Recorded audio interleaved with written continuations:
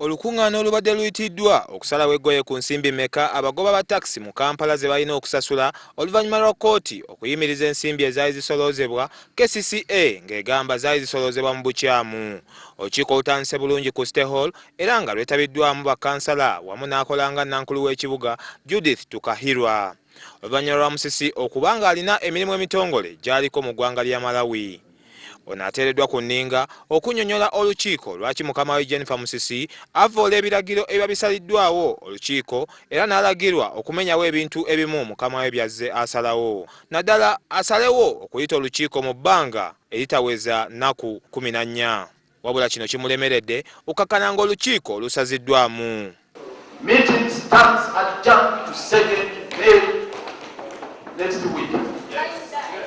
Kino nno kitabudde bakkansala ne bawanyisiganya ebisongovu nga bagamba kino kye kireetedde ekitongole okudda emabega.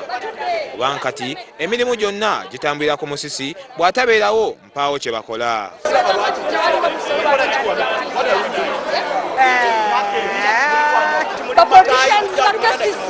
Tulemeddwa okukola tetulina okukola. Jennifer bw'aba taliwo kitegeeza buli kintu tekirina kutambula bannange. Kati emisolo ginati authority fe tulina obuyinza batuwadde omukisa twogere ku nsonga kyokka twesibye ku kantu kamu twetoola kati ani awaddeyo obuyinza twekwasa Kabusenga twekwasa ani obuyinza tuwulina wano fe tubuwaddeyo kati ekitegeeza omusala yaganye okuteekayo oba alekayo n'egina myezi 5 tujja gumiikiriza naye nga tulina okukola ebintu bannakampala nga bandyetaaze tubitambuze.